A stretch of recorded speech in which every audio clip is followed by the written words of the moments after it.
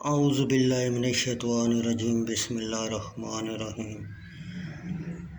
بخاری شریف جلد سوم باب 399 اونٹوں کے دودھ سے علاج کرنے کے بیان میں۔ حدیث نمبر 643 بخاری شریف جلد سوم۔ سلام بن مسکین ابو رو بصری نے کہا، ہم سے ثابت نبانی نے حضرت انس رضی اللہ تعالیٰ عنہ سے بیان کیا کہ کچھ لوگ ان کو پیٹ کی بیماری تھی۔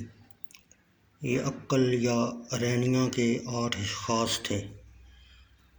انہوں نے عرض کیا، یا رسول اللہ صلی اللہ علیہ وسلم، ہمیں پناہ دیجیے اور ہمیں کھانا کھلائیے۔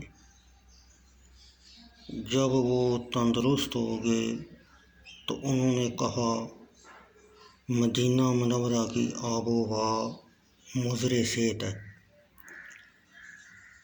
آپ صلی اللہ علیہ وسلم نے ان کو مدینہ منورہ کے باہر مقام حرا میں، جہاں آپ کے اونٹ تھے، ان کی تعداد 15 تھی، اتارا۔ آپ نے فرمایا، ان کے دودھ پیو۔ انہوں نے اونٹوں کا دودھ پیا۔ جب وہ اس میں بیماری سے شفا یاب ہو گئے تو انہوں نے نبی اکرم صلی اللہ علیہ وسلم کے چروائے یسار نوبی کو قتل کر دیا اور آپ کے اونٹ ہانک کر لے گئے۔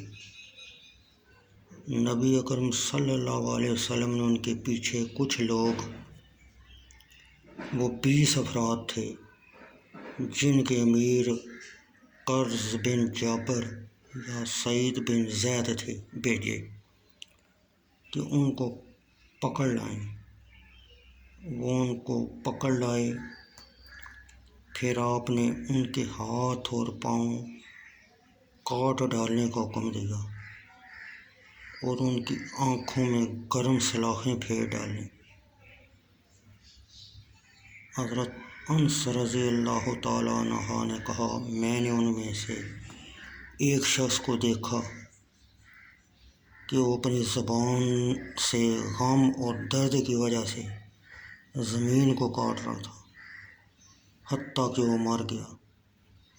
سلام بن مسکین نے کہا، مجھے یہ خبر پہنچی کہ حجاج بن یوسف نے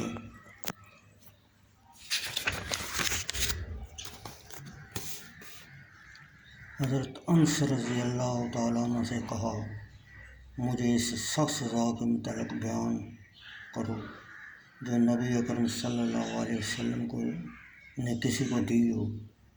تو انس رضی اللہ تعالیٰ عنہ نے یہ حدیث بیان کی۔ جب حضرت حسن بصری کو یہ خبر پہنچی کہ حضرت انس نے ان کی حدیث بیان کی تو حضرت حسن بصری نے کہا، میری خواہش یہ تھی کہ حضرت انس حجاج سے یہ حدیث بیان نہ کرتے، کیونکہ وہ ظالم تھا۔ وہ ظلم میں ادنیٰ چیز کے سہارے سخت سے سخت ظلم کرتا تھا۔